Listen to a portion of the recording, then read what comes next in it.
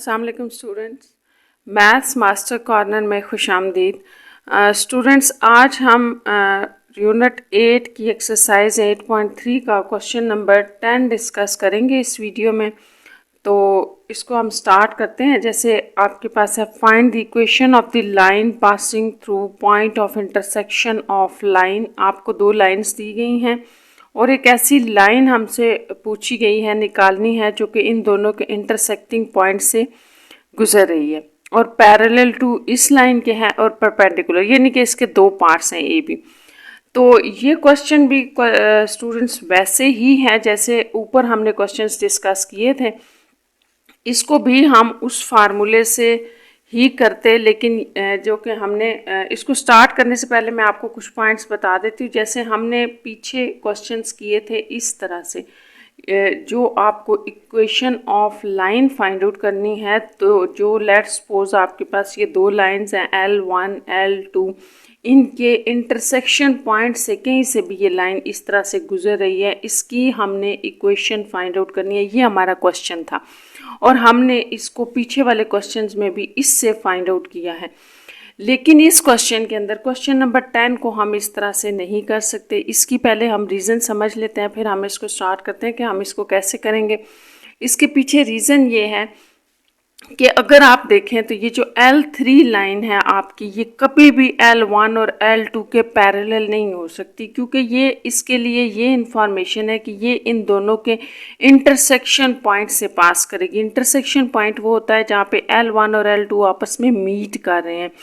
अगर उस पॉइंट से L3 भी गुजरेगी तो ये ऑब्वियस है कि L3 कभी भी L2 या L1 के पैरेलल नहीं हो सकती, क्योंकि आपको पता है कोई भी दो लाइन पैरेलल उस वक्त होती हैं जब वो किसी भी पॉइंट के ऊपर, आप इनको 4-5 चलें कह लें, लाइन 4-5 अगर दो पैरेलल लाइन है तो इसका मतलब है कि ये कभी भी किसी भी पॉइंट पे आगे जाके मीट नहीं करेंगी।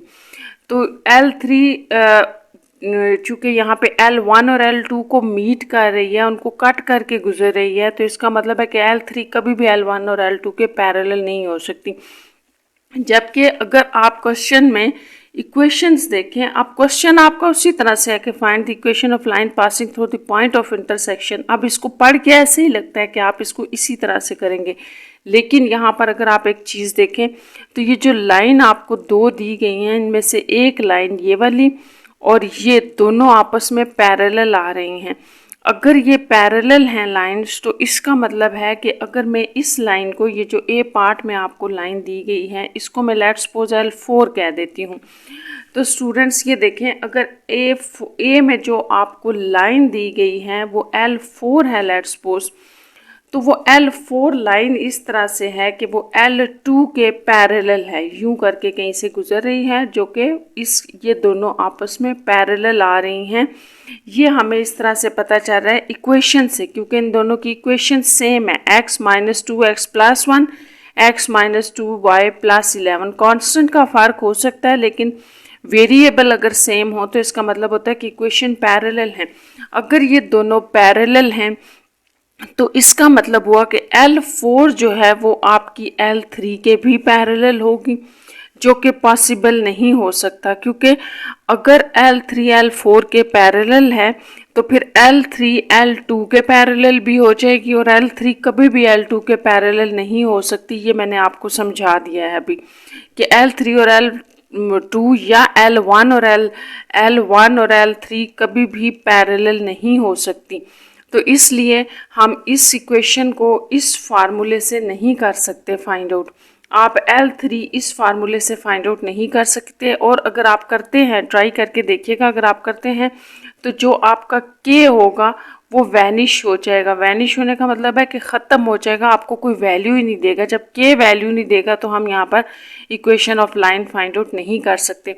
इसलिए आपने याद रखना है कि आप क्वेश्चन नंबर 10 को इस मेथड से नहीं कर सकते, ये मेथड नहीं अप्लाई होगा। इसकी रीज़न मैंने आपको ये बताई है, इसको फिर रिपीट कर देती हूँ कि ये दोनों इक्वेशन पैरेलल आ रही हैं और पैरेलल हमें इनकी कोफिशिएंट से पता चल रहा है x माइनस 2y, यहाँ पे भी x माइनस 2y है, इसलिए आप इनको इस तरह से सॉल्व नहीं कर सकते, बल्कि हम इनको उस मेथड से फाइंड आउट करेंगे जो हमने 8.2 में पढ़ा है। तो वो मैं सारा रिपीट कर दूंगी। हम पहले इसका क्वेश्चन लिख लेते हैं। जैसे आपके पास दो इक्वेशंस हैं इक्वल टू 0 और दूसरी x minus 2y plus 1 equal to 0 है। अगर आपने इसको L1 कहा है और ये आपकी L2 इक्वेशन है, तो हम सबसे पहले तो ये करेंगे कि हम इन इक्वेशन का इंटरसेक्शन पॉइंट फाइंड आउट करेंगे। अब इंटरसेक्शन पॉइंट आपने कैसे फाइंड आउट करना है, जैसे आपने क्वेश्चन नंबर 6 में किया था। हम इन दोनों इक्वेशंस के कांस्टेंट लिखेंगे। जैसे पहली इक्वेशन का कांस्टेंट है 1 और -2, ये आप इस तरह से लिख लें x माइनस 2y, ताकि आसानी हो जाए, इक्वल टू 0। ये आपकी L1 है। अब यहाँ से कांस्टेंट लिखते हैं। जैसे ये 2 कांस्टेंट है x का, और x का कोफिशिएंट 1 है, और यहाँ से -1 -2 और फिर ये 2 1। हम point of intersection find out करने जा रहे हैं क्रॉस मल्टीप्लिकेशन मेथड से। तो इसी को आप अगेन रिपीट कर दें। ये आपके पास 1 है, और 2 1 2 1 -1 2 2 1, ये हमने रिपीट कर लिया। इनके सारे कोफिशिएंट्स लिखे हैं हमने, जैसे 6 में किया था। देखें x के कोफिशिएंट 2 और 1 है, y के -1 और 2 है, कांस्टेंट 2 और 1 आ गया, और इन्हीं को एक दफ़ा फिर रिपीट कर दिया। फर्स्ट और थर्ड लास्ट मैंने आपको कहा था कैंसिल कर दें। इसके बाद x के नीचे हम इन दोनों की मल्टीप्लिकेशन लिखेंगे। तो ये आपके पास -1 इंटू 1 माइनस फार्मूले का, और फिर 2 इंटू -2 आएगा। नेक्स्ट मल्टीप्लिकेशन आप क्रॉस मल्टीप्लिकेशन y के नीचे लिखेंगे 2 इंटू 1 -1 इंटू 2, और लास्ट वाली जो मल्टीप्लिकेशन होगी वो आप किसी एक कांस्टेंट नंबर के नीचे लिखेंगे। ये आपके पास 2 इंटू -2 -1 इंटू -1 है। अब इसको इसी तरह से आप सॉल्व कर लें। तो ये आपके पास आ जाएगा -1 माइनस प्लस 4, और यहाँ से 2 -2 आ जाएगा, और ये 1 ओवर -4 प्लस 1 होगा। यहाँ से अगर आप देखें तो ये 3, ये आपके पास y ओवर 0 और 1 ओवर -3 आएगा।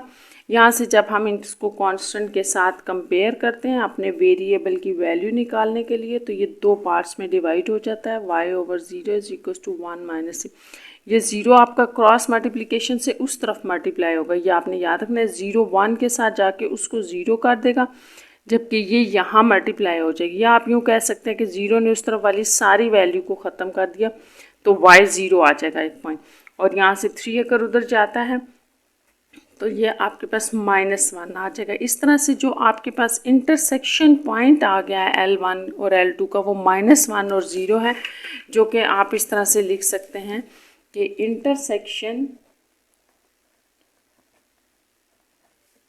Point of L1 and L2, तो वो हमारे पास -1 0 आ गया है। अब आप अगर क्वेश्चन देखें तो क्वेश्चन में ये था कि find the point of intersection. हमने इन दोनों लाइन का पॉइंट ऑफ इंटरसेक्शन निकाल लिया। अब पैरेलल टू लाइन है, तो हम ये पार्ट लिखते हैं parallel to x minus 2y plus 11 equal to 0, ये आ जाएगा।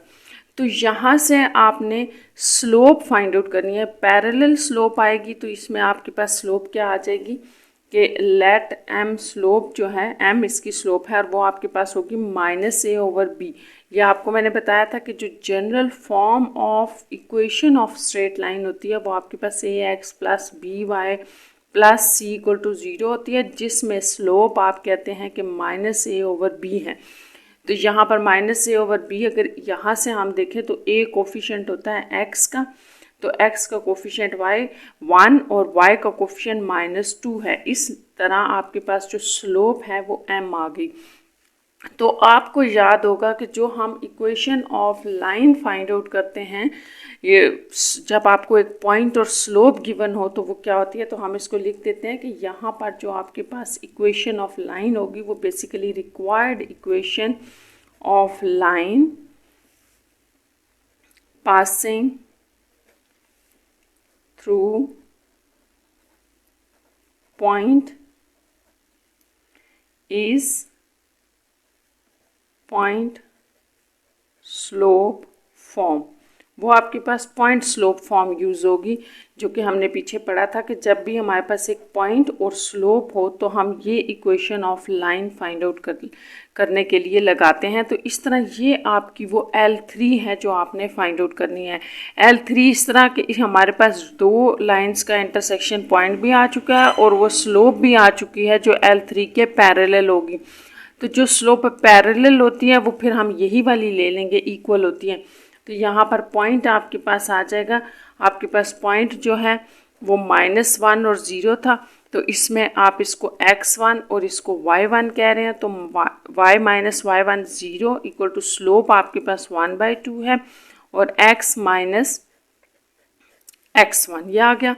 इसको हम सॉल्व करें तो ये आपके पास आ जाएगा, ये 2 इस तरफ क्रॉस मल्टीप्लिकेशन से जाएगा 2y और ये x प्लस 1 इस तरह से ये 0x माइनस 2y प्लस 1 आ जाएगा और आप इसको लिख सकते हैं x minus 2y plus 1 equal to 0। ये आपकी वो रिक्वायर्ड लाइन है जो कि दो लाइंस के इंटरसेक्शन पॉइंट से पास हो रही है और उसकी स्लोप पैरेलल थी।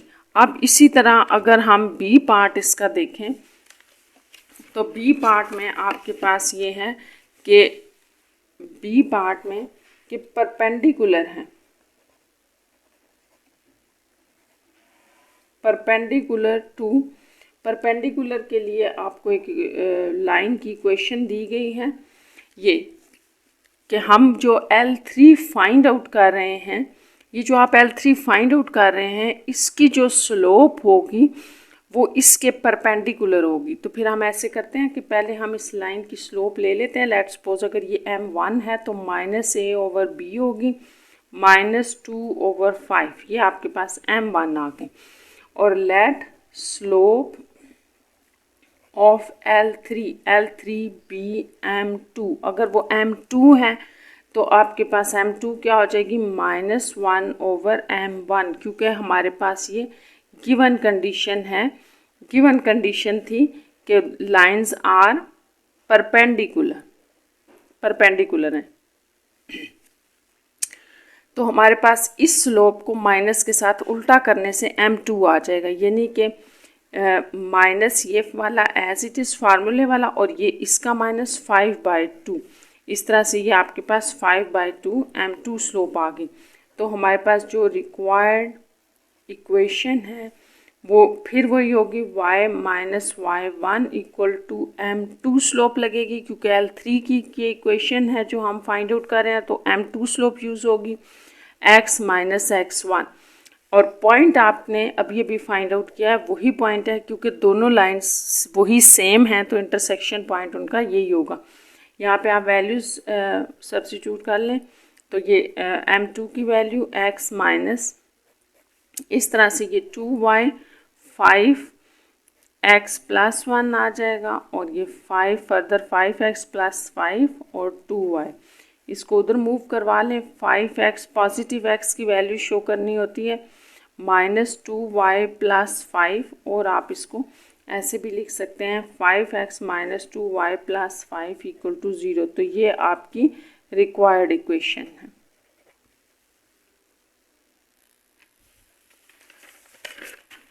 Question number 11. Question number 11. Find the equation of line passing through the point of intersection of line parallel to the line through this. अब यहाँ पर भी स्टूडेंट्स वही जो हमने ऊपर वाले 8, 9 क्वेश्चंस में किया था वो वाला फॉर्म यहाँ पर अप्लाई करेंगे अपनी लाइन रिक्वायर्ड फाइंड आउट करने के लिए, क्योंकि हमें यहाँ से नज़र आ रहा है कि मेरे पास ये जो दो लाइंस हैं इनसे मिलती जुलती यहाँ कोई लाइन नहीं है बल्कि पॉइंट्स दी हैं। तो इसको हम प्रीवियस मेथड से ही करेंगे जो हमने पीछे किया था। तो इसको स्टार्ट करते हैं। जैसे क्वेश्चन नंबर 11 है, आपने रिक्वायर्ड इक्वेशन फाइंड आउट करनी है। तो ये आपके पास लाइन 1 है और ये लाइन 2 है, इसको हम L1 कह लेते हैं और ये आपके पास L2 लाइन है। अब इन दोनों लाइन के उसी तरह से passing through point of intersection हमने फाइंड आउट करना है। तो यहाँ पे हम लिख लेते हैं जो हमारी रिक्वायर्ड लाइन है या फैमिली ऑफ लाइंस होगी जो कि पासिंग थ्रू हो रही है इन दोनों के इंटरसेक्शन पॉइंट से, वो ये होती है। ये आपके पास है, ये टॉपिक से रिलेटेड एग्जांपल है। उसी तरह से हमने करना है, क्वेश्चन है और इसको हम उसी पीछे वाले मेथड से करते हैं। तो यहाँ L1 और L2 आप डाल लें तो L1 ये आपका L1 है plus K as it is और ये L2 इक्वल टू 0। उसके बाद यहाँ पर हमने ये स्टेप किया था कि हम इसको जनरल फॉर्म ऑफ इक्वेशन देते हैं, तो वो हम इसको पहले अंदर मल्टीप्लाई कर लेते हैं, इसके बाद x वाले इकट्ठे कर लें, यानी कि x कॉमन अगर हम ले लें तो हमारा ये x आ जाएगा और यहाँ से अगर मैं इसमें से और इसमें से माइनस y कॉमन ले रही हूँ तो y इस तरफ लिख दिया मैंने, y ये आ जाएगा और फिर कॉन्स्टेंट्स आपके पास ये रह जाएंगे। तो ये आपकी वन इक्वेशन बेसिकली वही इक्वेशन है, इक्वेशन ऑफ लाइन जो आपने फाइंड आउट करनी है। इस इक्वेशन को फाइंड आउट करने के लिए सिर्फ हमारे पास k आ जाए, अगर k की वैल्यू डाल दें तो यही हमारी रिक्वायर्ड इक्वेशन होगी, यानी कि हमारा आंसर होगा। तो k फाइंड आउट करने के लिए जो इन्फॉर्मेशन हमें दी गई है वो हम देखते हैं कि ए पार्ट में कहा गया है parallel to line passing through, यानी कि ये जो आपकी L3 है, ये आपकी जो L3 लाइन है जो आप फाइंड आउट करने जा रहे हैं, ये पैरेलल है। ये जो पॉइंट आपको दिए हैं इनकी स्लोप के, तो इसकी स्लोप को हम L3 की स्लोप के इक्वल ले लेंगे। सबसे पहले आप स्लोप ऑफ L3 निकालें। Slope of line L3 is equals to, हम लेट करते हैं कि इसकी स्लोप जो है वो आपके पास M1 है अगर, तो वो हमारे पास आ जाएगी -a/b। तो -a/b से आपके पास माइनस ये a का कोफिशिएंट, x का कोफिशिएंट है बेसिकली a जो है, और b जो है वो y का कोफिशिएंट है, तो -2 + k, ये आपके पास स्लोप आ गई M1। अब हम यहाँ से स्टार्ट करते हैं ए पार्ट में आपको जो पॉइंट्स दिए गए हैं वो ये हैं, ये इन दोनों पॉइंट्स की अब हमने स्लोप फाइंड आउट करनी है। तो स्लोप लेट कर लें, slope of given points is equals to M2। अगर ये M2 है तो M2 हम कैसे फाइंड आउट करेंगे, दो पॉइंट्स से आपको पता है स्टूडेंट्स कि हम स्लोप कैसे फाइंड आउट करते हैं। इसको x1 इसको y1 कह लें, ये आपका x2 y2 है, तो स्लोप इस तरह से आ जाएगी y2 minus y1 over x2 minus x1, ये सुई प्लस है। अब यहाँ पे आपके पास आ जाएगा 4 + 3 डिवाइडेड बाय -2, इस तरह से 7/2 -7/2 जो है वो आपकी M2 स्लोप आ गई है। तो M2 स्लोप आपने फाइंड आउट कर ली है। तो हमने ये देखा कि इसके अंदर आपको A पॉइंट के अंदर क्या दिया गया था, पैरेलल। तो पैरेलल में आपने क्या करना होता है कि M1 और M2 को सेम ले लेंगे हम। तो यहाँ से अगर हम M1 और M2 को सेम ले लें, जैसे in parallel case M1 equal to M2 है, तो M1 आपके पास ये स्लोप थी और M2 आपके पास -7/2। तो यहाँ से हम इसको अब सॉल्व करके K फाइंड आउट कर लेंगे। तो ये माइनस कैंसिल हो जाएगा, क्रॉस मल्टीप्लिकेशन करें तो ये 2 यहाँ मल्टीप्लाई हो रहा है 1 + 3k के साथ, और ये -7 के साथ 2 + k। इस तरह से आपका k जो है सॉल्व करने से आ जाएगा। इस तरफ ले आएंगे इसको, 7k -14 -2 13k इक्वल टू -16, और k आपके पास -16/13 आ गया। अब इसको हमने पुट करना है, पुट इन इक्वेशन 1। इक्वेशन 1 आपको याद है, तो हम इक्वेशन 1 में इसको पुट कर लेते हैं। वो आपके पास थी 1 + 3k आपके पास ये है x माइनस 2 प्लस ये यहाँ पर देख लें आप इसको, ये इक्वेशन हम लिख लें 1 + 3k माइनस 2 + k था, तो 2 + k y और फिर +4 - 3k। अब आपके पास ये जो इक्वेशन आ गई है इसको हम सिंप्लीफाई करेंगे तो हमारा आंसर आ जाएगा, यानी कि रिक्वायर्ड इक्वेशन आ जाएगी जो कि दो लाइंस के इंटरसेक्शन पॉइंट से पास हो रही है। तो इसको सिंप्लीफाई करते हैं, ये माइनस बाहर आ जाएगा 16 × 3, ये आपके पास आ जाएगा 48/13 x और 2 - 16/13 y +4 + 16 48/13। अब यहाँ पर स्टूडेंट्स हम एलसीएम लेंगे तो उसके लिए आपने डिनोमिनेटर सेम करना है और फिर मैं इसका डायरेक्ट साथ एलसीएम भी ले रही हूँ। तो 13 - 48x, यहाँ पर ये आपके पास जब आप डिनोमिनेटर सेम करेंगे तो 26 13 एलसीएम है y प्लस यहाँ पर आपके पास आ जाएगा 52 + 48/13, ये आ जाएगा। अब हमने इसको ऐड और सब्ट्रैक्ट करना है। जैसे अब आप इसको 48 को करेंगे तो ये -35/13 x आ रहा है।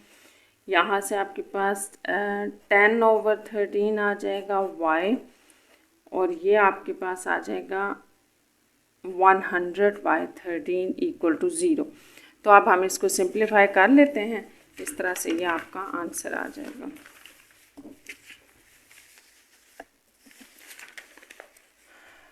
अगर यहाँ पर इसमें 13 हमने ख़त्म करना है तो आप सारी इक्वेशन को 13 से अगर मल्टीप्लाई करते हैं तो आपको पता है ये कैंसिल आउट हो जाता है। इस तरह -35x माइनस ये भी ख़त्म 10y और ये वाला भी ख़त्म, तो +100 = 0 ये इक्वेशन बन रही है आपके पास। इसको इसमें से अब आप अगर 5 कॉमन ले लें या -5 कॉमन ले लें तो ये अंदर वैल्यूज़ चेंज हो जाएंगी, साइन भी चेंज हो जाएंगी। +7x + 2y + 20 = 0। 5 आपके पास जाके ख़त्म हो जाएगा। इस तरह से आपके पास ये रिक्वायर्ड इक्वेशन आ जाएगी। अब हम इसका बी पार्ट कर लेते हैं और बी पार्ट में आपको वही सारा पीछे से हम यूज़ करेंगे, इक्वेशन नंबर 1 भी वही यूज़ करेंगे। बस हमने ये जो स्लोप लेनी है इन दोनों पॉइंट्स की, अब वो परपेंडिकुलर टू दी लाइन होगी L3, इसलिए पहले हम ये पॉइंट्स लिख लेते हैं इसके 2 - 3 एंड 0 4। अब हमने इसकी स्लोप यानी कि हम M2 जो इन पॉइंट्स की निकाल रहे हैं, ये slope let slope of given points, तो ये आपके पास M2 है, ये हम फाइंड आउट कर लेते हैं। ये स्टूडेंट्स पॉइंट अगर आप देखें तो ये पॉइंट्स वही हैं जो ऊपर वाले हैं, तो इसको फाइंड आउट ना करें, बेशक वही वाली स्लोप लिख लें। M2 हमारे पास क्या स्लोप आई थी वो हम लिख लेते हैं। M2 स्लोप थी आपके पास -7/2, तो इसको हम एज इट इज़ लिख लेते हैं -7/2। और आपके पास जो लाइन है उसको भी एक दफ़ा हम लिख लेते हैं। इक्वेशन 1 आपके पास क्या थी उसको हम एक दफ़ा फिर लिख लेते हैं, +3k x - 2 + k y +4 - 3k = 0। ये लाइन थी जिसकी स्लोप हमने M1 ली हुई थी और वो आपको याद होगी, आपने लिखा था a/ फिर लिख लें b, ये थी आपके पास स्लोप। तो अब यहाँ पर सिर्फ इस पार्ट में ये आ रहा है कि आप परपेंडिकुलर हैं, तो इन आपको पता है इन केस ऑफ परपेंडिकुलर तो स्लोप्स कैसे होती हैं आपस में, M1 = -1/M2 हो जाएगी। यानी कि जो आपकी M1 स्लोप है अगर ये मैं माइनस इसके साथ काट दूं तो ये आपके पास रह जाएगी, ये स्लोप जो है ये इक्वल है m2 के, लेकिन माइनस के साथ इसको रेसिप्रोकल लेना है, यानी कि ये माइनस एज इट इज रहेगा। और इसको अगर आप उल्टा कर रहे हैं, अगर आपके पास m2 इज इक्वल टू -7/2 है तो m2 1/m2 आपके पास 2/7 आ जाएगा। तो ये -2/7, माइनस माइनस ख़त्म हो जाएगा, 2/7।